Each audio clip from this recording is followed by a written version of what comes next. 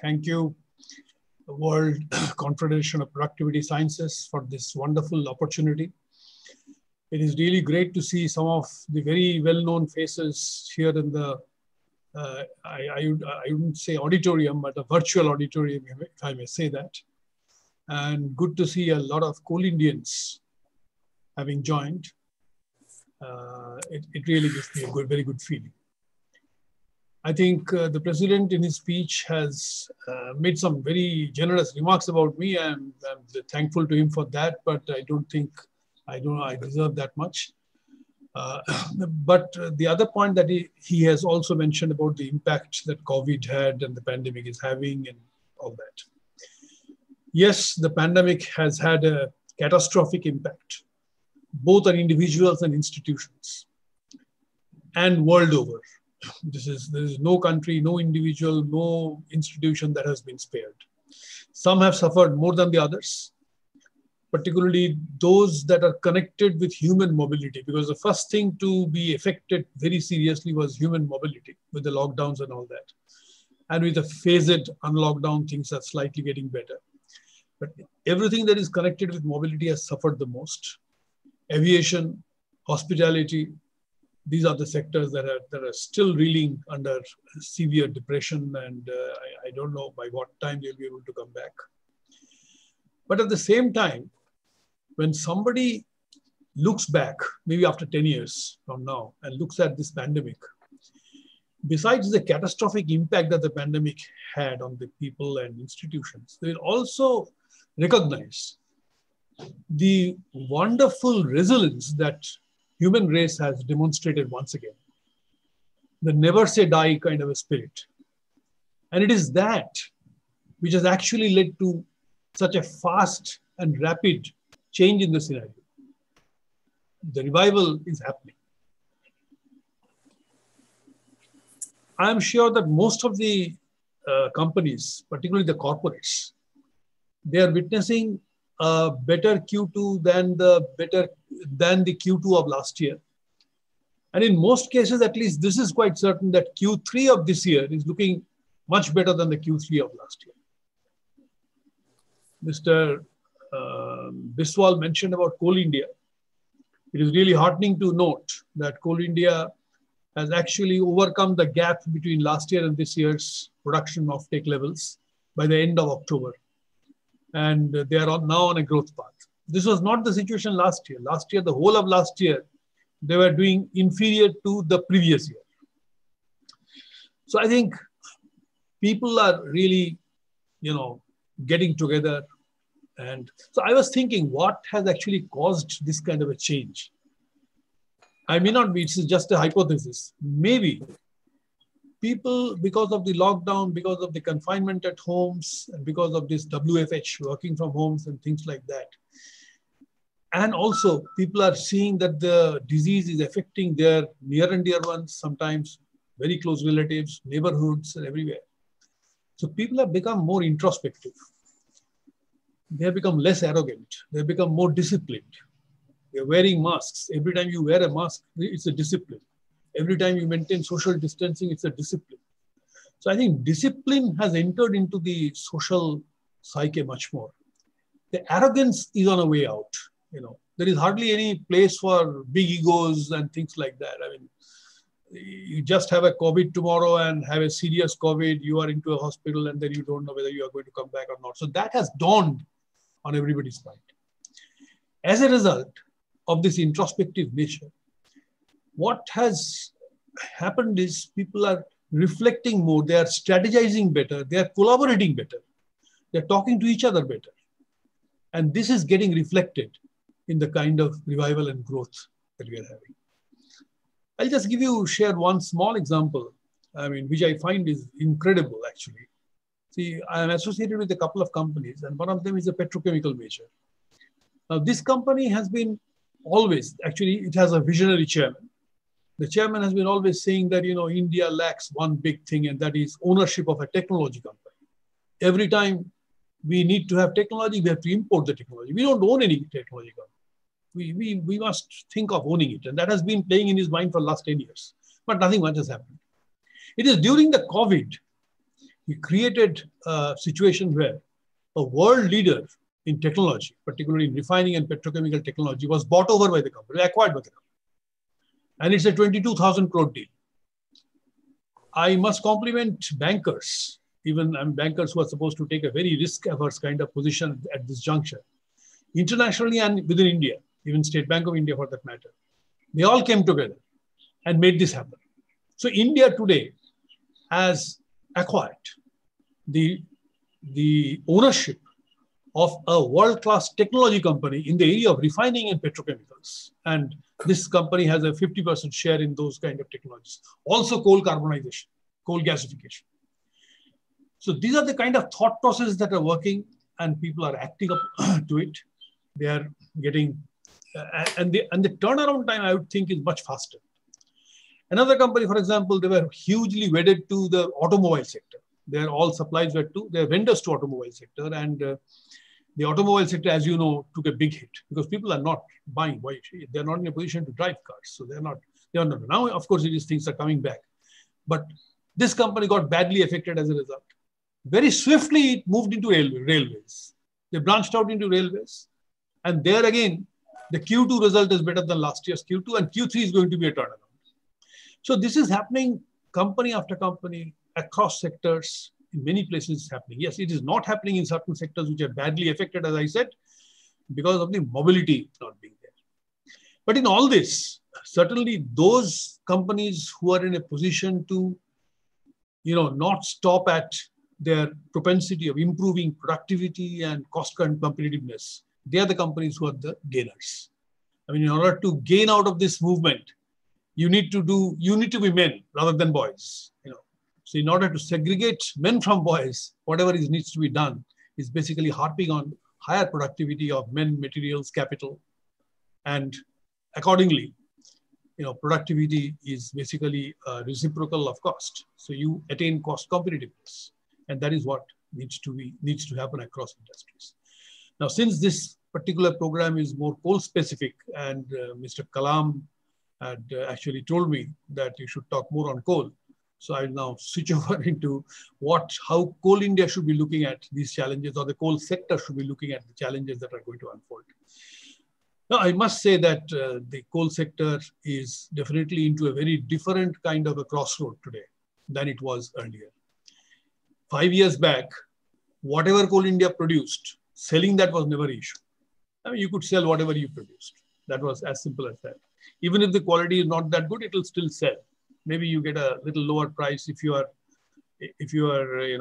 subject to the protocol of testing and analysis and all that. Whenever we supplied coal to NTPC, those things were there, and Mr. Biswal was there as DF NTPC to cut out from the bills of Coal India. I know that he must have done it. So those things apart, basically whatever Coal India produced, we could sell. That's no more the situation. If you look at 2020 and 2019, I mean, financial year 2020 and 2019, despite Coal India producing as much as 58 million tons less than the target was 660, it produced 602. The gap was 58 million tons. In this kind of a gap, in earlier days would have created complete catastrophe in the consuming sectors. What has happened is the company ended with a massive stock at the pitheads and with a very comfortable stock at the powerhouses. Nobody suffered because of this 58 million ton lower production. This was never the case earlier. So things have definitely changed.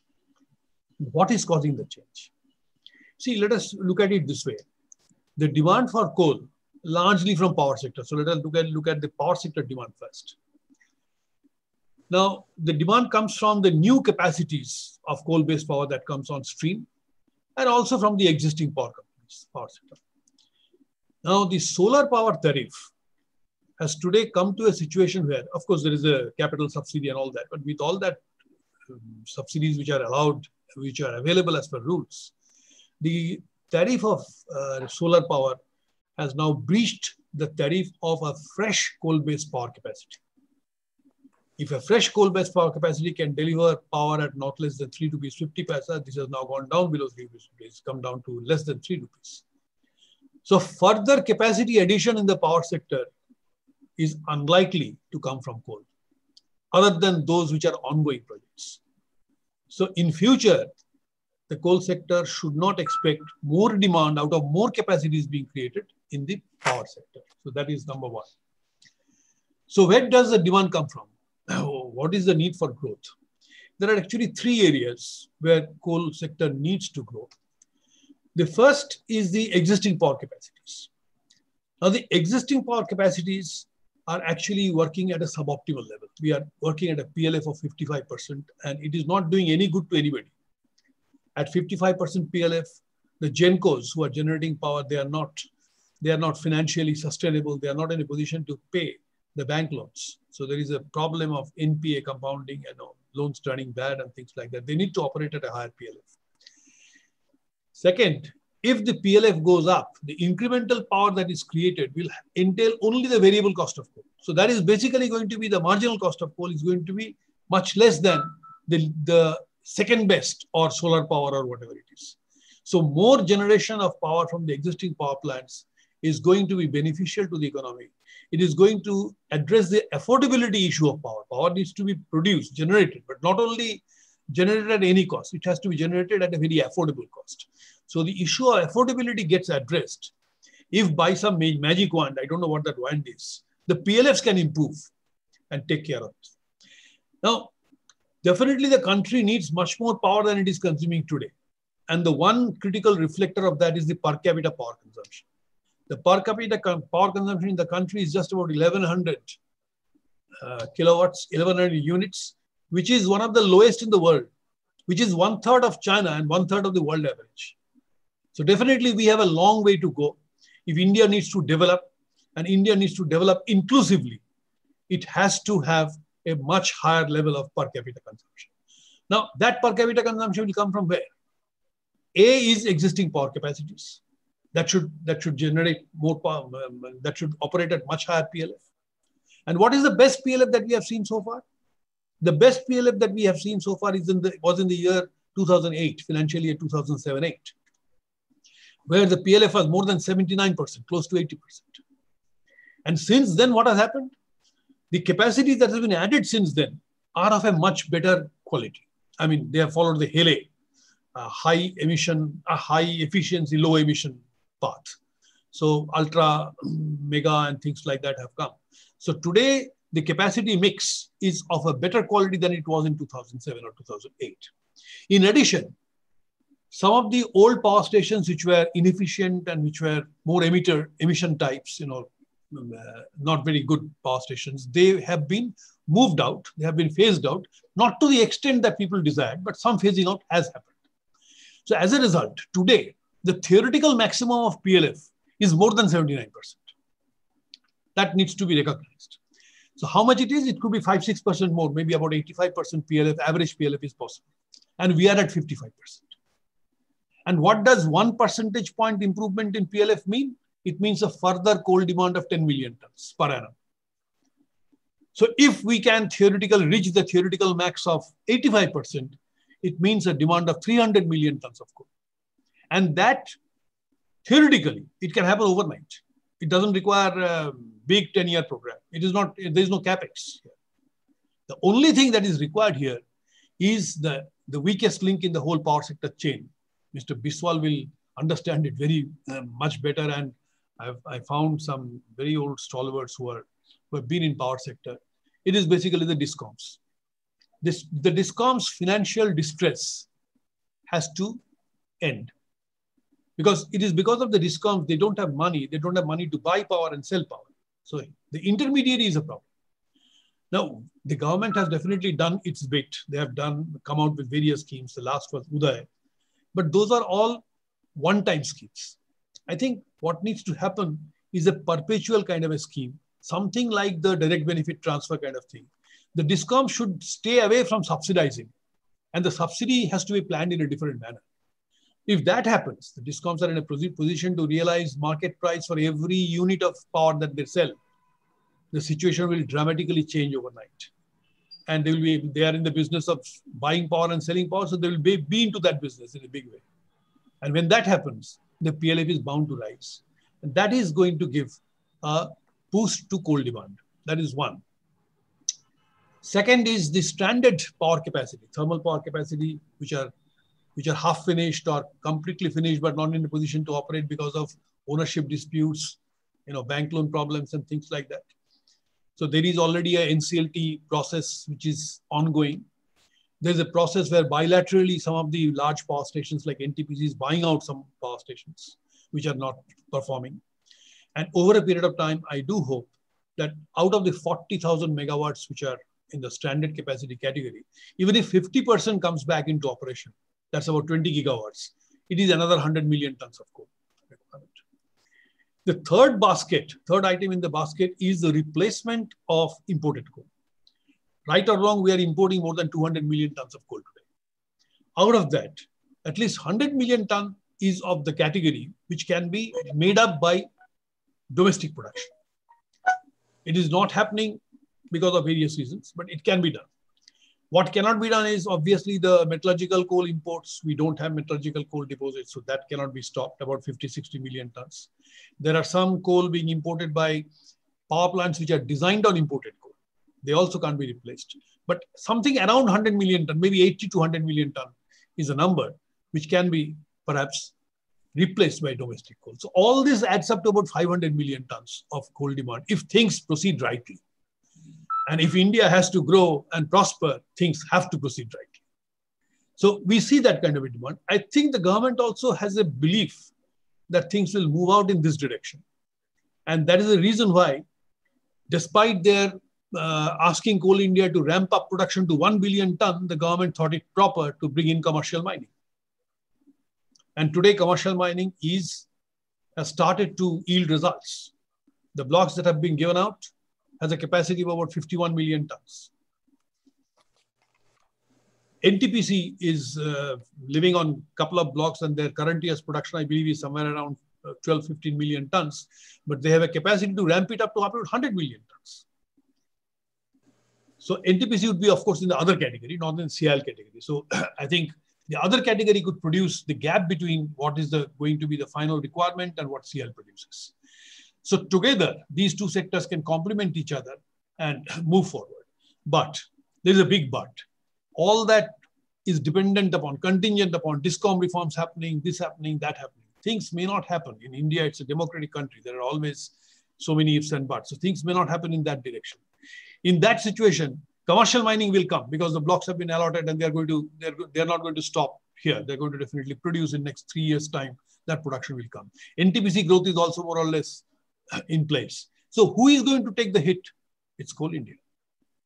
It's Coal India. Because Coal India is going to have the balanced demand. And whenever this kind of a thing happens, always cherry picking happens. If NTPC takes 100 million ton coal less from Coal India today as compared to what it is taking today, it's a disaster. It's a big hit. So Coal India has to find an alternative market for that. And Coal India has to grow to that extent. So all this sums up that it is important for Coal India to maintain a very high degree of productivity and cost control. You see, there were days when Coal India used to incur losses. Mr. Kalam knows those days. Dr. MP Narayan has been living through those phases. And those were the times when there was a huge control on costs. Unfortunately, as the company prospered, as the company became profitable, made tons of money, paid dividends, paid bonuses, things like that, the cost control aspect, as far as I understand and I get to know from my friends in Coal India, has actually taken a little bit of a beating. That has to come back. That has to get into the mainstream. That must become a mainstream activity. So this is one. In fact, there are a couple of other issues which are very important. You see, Coal India will have to articulate its response in 3 different baskets. One, of course, as I said, is cost control and productivity improvement, etc. The other is in the area of advocacy. There's a huge amount of advocacy required to be done. There's a huge externalities that are created by Coal India. Today, a ton of coal in South India has become competitive, has lost its competitiveness with respect to imported coal. Both are close to 4,000 rupees. The domestic coal that goes to South India is 4,000 rupees. The imported coal also is 4,000 rupees. The only difference is, in the domestic coal, the share of Coal India is 1,000 rupees. The balance is the share of railway freight and the share of royalties to state governments. Now, what is the royalty the funds generated out of royalty? Where are they supposed to be applied? Theoretically, they are supposed to get back into the coal mining areas for development of infrastructure, for improving the quality of life and things like that. Does it happen? Answer is no. That is again Coal India's responsibility out of that 1,000 rupees. So I think there is a scope of some policy advocacy. If the domestic coal-based industry, power sector, goes for a toss, rather goes into extinction because of cost competitiveness not being there, the impact is going to be on everybody. It's not only on Coal India. Coal India may be one company which can possibly survive because of branching out into other sectors. Like the small company I said branched out from automobiles to railways, they survived. Coal India can branch out to solar, do other mining or whatever it is and survive. But what will happen to railways? Railways are completely dependent, hugely dependent on carrying coal. And the coal freight that accrues to them, that is used to subsidize passenger fare. And this passenger fare subsidization has been going on for, I think, decades. So one has to take a hard look on that.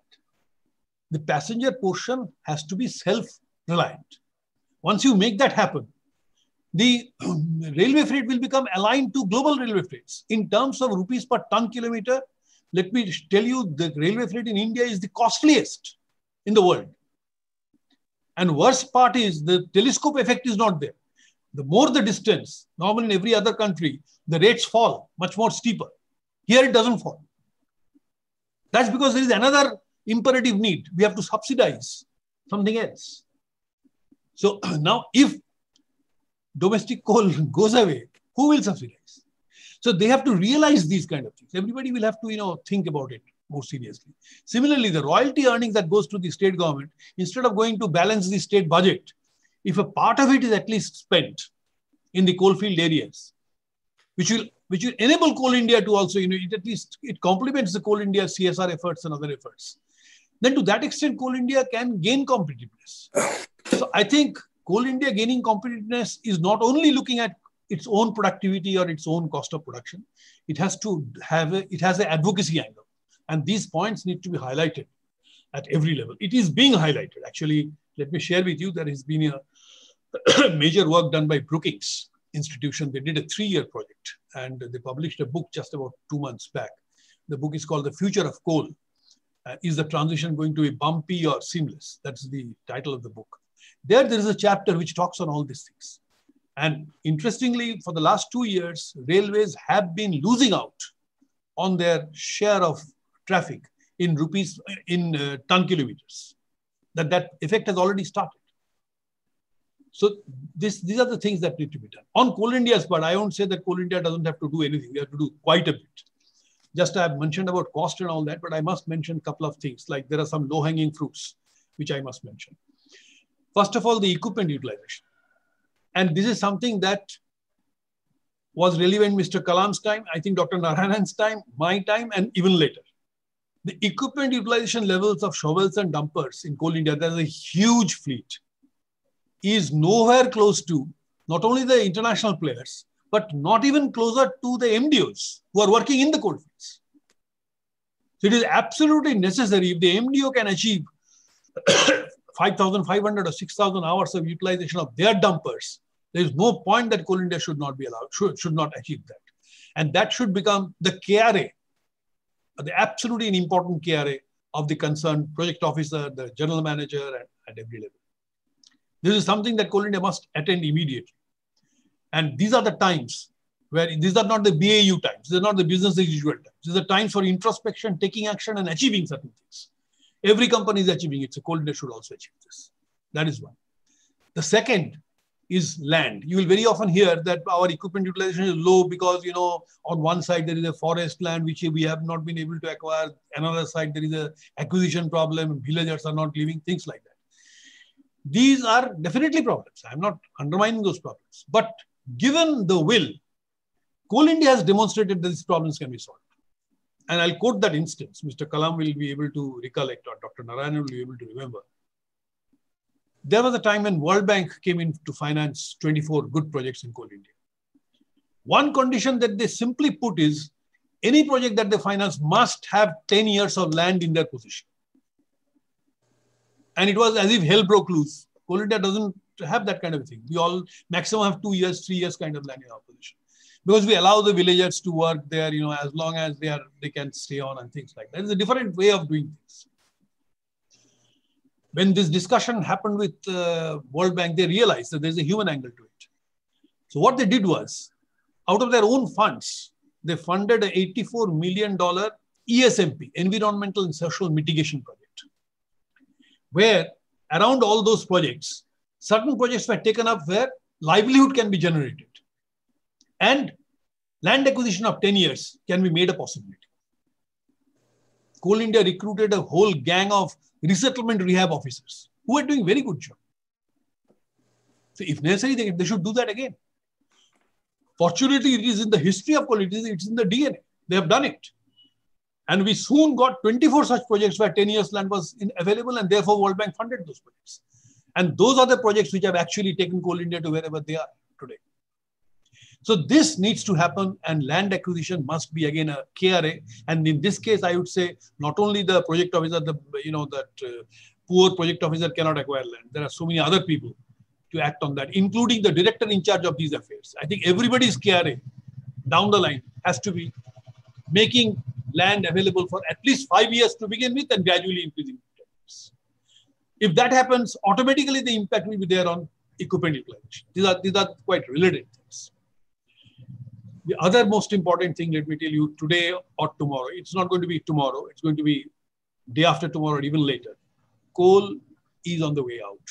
Coal is on the way out. In most places of the world, there is a shrinkage. Only in India and China, they are still there. In China, they have now closer to the peak. They are yet to, or maybe they have touched the peak and they will remain stable at that level for some time, and then the decline will start. But decline has to start every year because people will not allow use of this coal for too long. And all kinds of pressure points are being created. You have seen that in the current auction, no foreign bidder had participated. The reason being that even due diligence by a investment banker is not allowed if the sector is coal.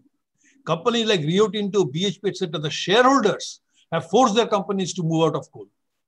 Only then they continue as shareholders. So coal is under huge pressure. So this pressure will come. Am I taking too long a time, or is it okay? Sir, yes, please carry on. Please. Okay, sir. Okay, another maybe 5 minutes. 5 minutes. Absolutely, yeah, sure. Sir. Please. So basically, what's happening is this is a reality. So as this becomes a reality, we must prepare for a transition. We must prepare for a transition, not for the company. You see, Coal India Limited may definitely should continue to exist and prosper, maybe with a different name. You don't want to drop the name coal out of it, that's fine. But the company has to be there. So we have to start planning for that. We have to start planning for the people whose core competence is only coal. So either they have to be retrained for something else, or they have to be gradually phased out decently so that there is no loss of income. I mean, the whole transition has to be smooth and seamless. That's very important to see that. So in that process, and also in the process of gaining competitiveness, I would say that we don't have any scope of continuing with the highly unviable, very low productive manual mines. And Mr. Kalam knows the number. How many such mines we have and how many people are engaged in those mines. It is not less than 150,000 people are engaged in those mines. And those mines will number more than 200. And that is the segment of Coal India which is inefficient, which produces all the losses and all that. So if those are phased out, and if these people can be either retrained in open cast operations or some other operations, or given VRS, that has to be taken up as a very serious target. So let the company trim down further, but let the company's production grow. Company can produce, can set up another 100 million tons, 50 million tons kind of big, large projects. That can always happen. And the third important point is the over-dependence on MDOs. I think the dependence on MDOs is there, but I think we are reaching a stage where the dependence is becoming much more. And let us also understand that these MDOs could become mine owners through the auction process. And once they become mine owners, they are your rivals. They are your adversaries. So they can play games with the market. So we need to recognize this as an issue, as a problem, and take certain steps by which we can insulate ourselves against this kind of a risk, and try to have more of large departmental mines. We have been talking about some great departmental mines, like Kushmunda is one 50 million ton mine, where we are thinking of now we have now this operator-less big dumpers, those who run on GPS systems and things like that. We should think more on those terms and think and act. I mean, we are great in thinking, but not in acting. This pandemic has shown us that thinking and acting can go together. We can be much more faster in implementing. I think this is the lesson from pandemic that the Coal India must imbibe, and ultimately, take this as an opportunity to grow and consolidate and grow. I think I have taken much of your time. Thank you so much, and thank you for giving me this opportunity. I'm very keen to hear my friend Deepesh. He is a person with a huge 360-degree kind of a view on everything. So I would love to hear him. Thank you, sir. Thank you very much for your very informative speech. And I would like to say, sir, when I was in Coal India also, when I was also protecting the interest of the Coal India. You see, at that time, MCL was getting less price for the F-grade coal. Due to my initiative, I made it equivalent to SECL coal, and the profit of 10-11 has gone up by 25%. So it is not that I was cutting the bill when I was in NTPC. I was also protecting the interest of the Coal India when I was in Coal India.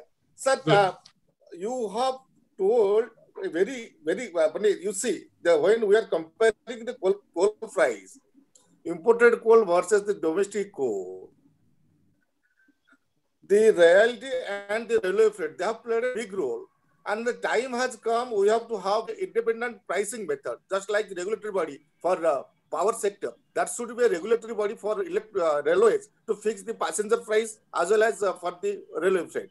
So that it should be cost reflective. It should not be that, yes, we should load everything to the freight. And also you said that good thing that now the time has come for the Coal India and NTPC or power company, they should work together. They should be complement each other and supplement each other. And also now the time has come, the coal company, they should be more productive, as well as they should also look at the cost cutting, not cost cutting, cost control. And equipment utilization and also transition phase. Now coal will be phased out. Today or tomorrow, it is it's a fact. And now we have to how we are going to manage the transition period, whether we should develop more coal-based products like coal gasification, coal-based methane, that has to be seen. Thank you, sir.